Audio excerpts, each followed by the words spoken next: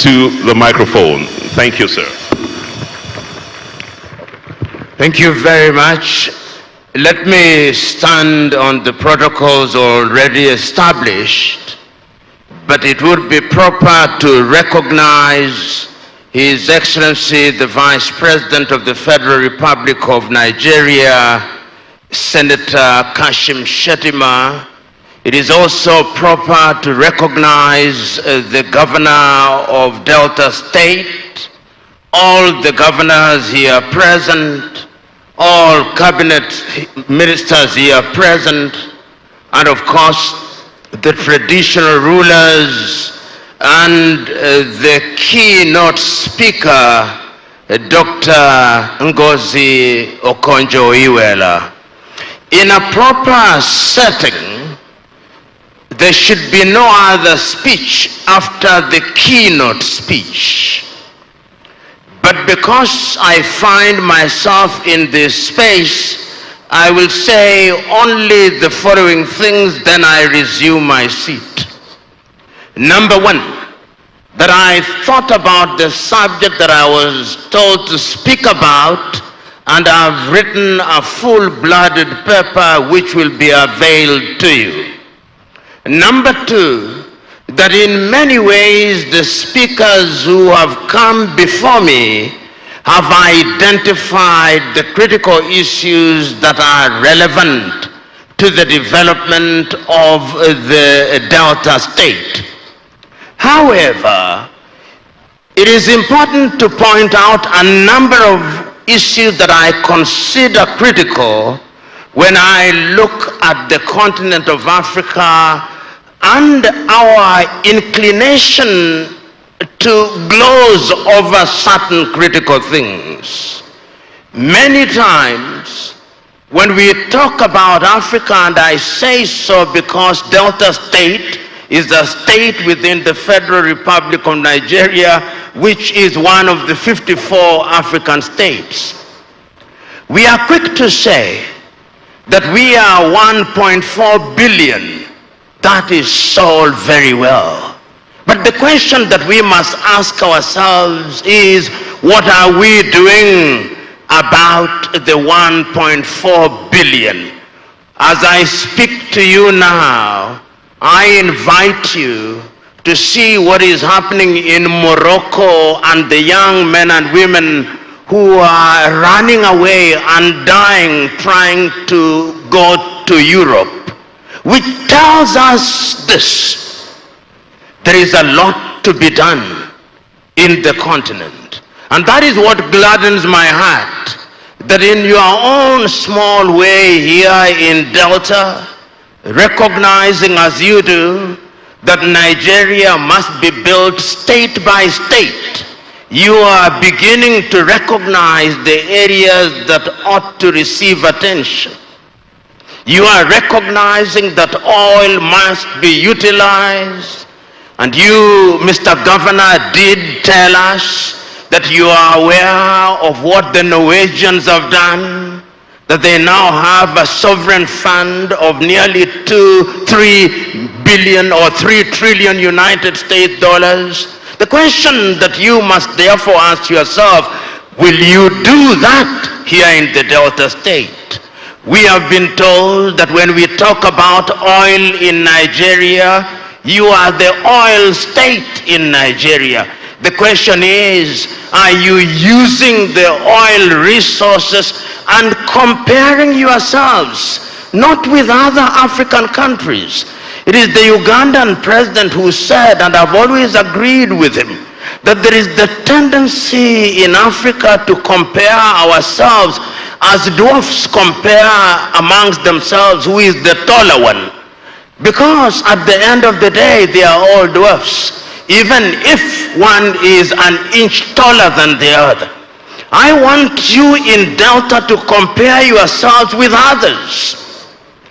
Your own country or your own state has an economy larger than over 20 African countries, a GDP larger than 20 African states. The question is, with all the resources that we have, whether we are talking about agriculture, whether we are talking about minerals, whether we are talking about oil, whether we are talking about pharmaceutical sectors, whether we are talking about the blue economy, what are we doing that is in keeping with the demands of the 21st century? The world now talks about the fourth and fifth industrial revolution. The world now talks about artificial intelligence. But I always ask my fellow Africans who are quick to talk about artificial intelligence, who controls the artificial intelligence that we consume in the continent of Africa? It is not us. It could be withdrawn in the twinkling of an eye, and we go back to the dark ages.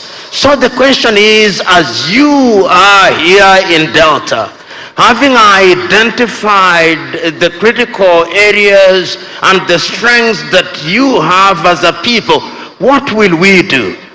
The keynote speakers reminded us of the Africa Continental Free Trade Area. And you know, when I look at the Continental Free Trade Area, and I look at the many writings about the Africa Continental Free Trade Area, it is not Africans who are writing. It is others. It is the Chinese. It is the Europeans. So that if you wanted an expert on Africa Continental Free Trade Area, you don't look to Africa. And that is tragic, Honorable Governor. It is equally tragic that in our interpretation and understanding of who an investor is in the continent of Africa, we still don't think that fellow Africans are investors. We think, and allow me to be blunt, that our investors must be Malaysians. We think that our investors must be Brazilians. We think that our investors must be Chinese. That is not the case. And I'm saying this because in the year 2018, I and others started something called the Pan-African Investment Movement. We have now visited 6 countries, and we have told heads of state that even Africans with $100,000 each, $100,000 each, putting the money together, are investors. When a few Africans heard I was coming here from as far as Trinidad and Tobago, they asked me, but why were we not invited? I said, next time. Because next time, Honorable Governor, I want to see Kenyans here. I want to see Ghanaians here. I want to see Sudanese here. I want to see Ethiopians here.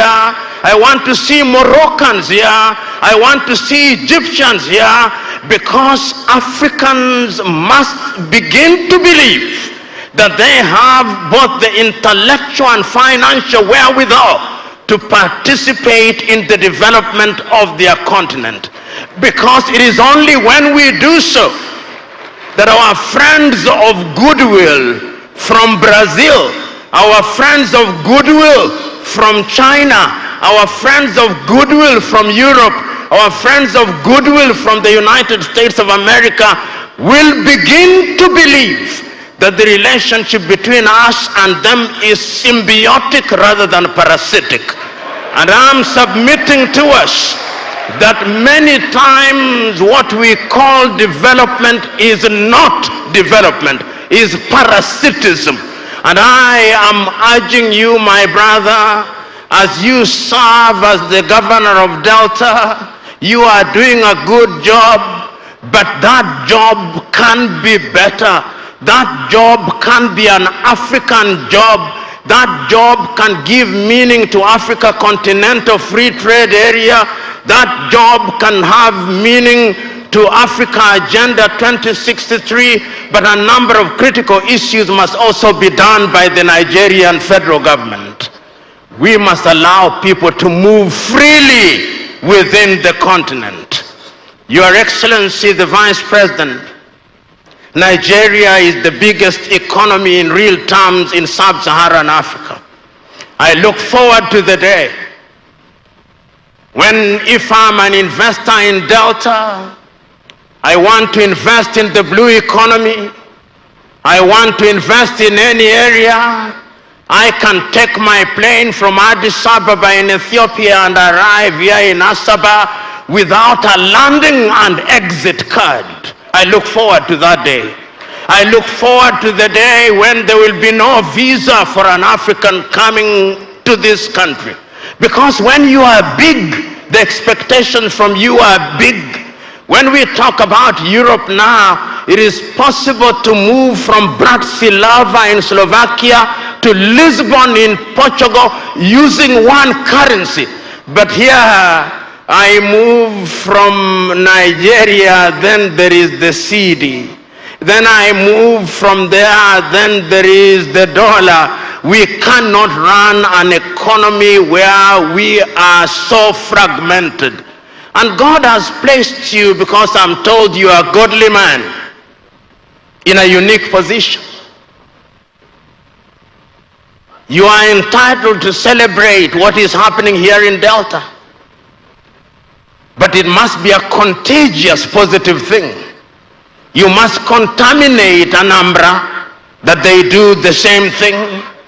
You must contaminate other neighbors, and ultimately you must contaminate the federal government. And it is proper that you invited His Excellency the Vice President so that this message will go to Abuja, and that your example will be used as an example that will be replicated across the Federal Republic of Nigeria and ultimately across the continent of Africa. You know, Your Excellency, as I said at the beginning, when the keynote speaker has spoken, wisdom only demands one thing, that I conclude. And this is how I conclude. I conclude by congratulating the government of Delta. I congratulate the government of Delta by recognizing that they have strengths. But I'm urging you going forward, ask yourself, how are you using your young population who are graduating from the universities? What skills are they receiving? I'm asking, how are you using your academics from the universities? What is the budget that you have set apart for research and development so that your academics are not only individuals who preside over graduation ceremonies, but they are producing thoughts and they are engaged in research which is informing agriculture, which is informing energy, which is informing all the critical areas. And as my good friend Tony Elumelu said, you can talk development all you want, but if you don't have energy, you are going nowhere. You are going nowhere, because how are you going to compete with the Chinese? Let me give you an example, then I sit down. Nigeria generates no more than 5,000 megawatts of electricity. You lose a bit of it in distribution. China generates 3 million megawatts of electricity, which means that the seats we are sitting on, even if you wanted to produce them here in the Delta, people would still buy them from China because they are cheaper. I'm therefore suggesting that energy should be one of the critical areas in which you focus. And we now know that gas can be used in that area. We now know that diesel can be used in that area. And this is a good journey. And as one of your fellow Nigerians once said, and this is not gender insensitive, that a chick that will grow into a cock is seen on the day that it hatches. Even a hen that will grow into a chick that will grow into a hen is seen on the day it hatches. Delta looks good. Make it good. Allow it to remain good. Think beyond yourself. in the knowledge that you are not successful until your successor succeeds. God bless.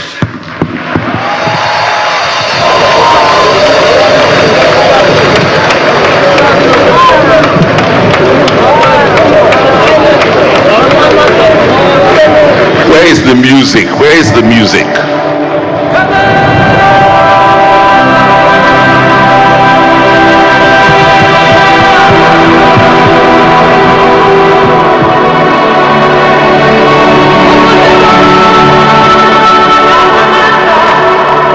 Okay.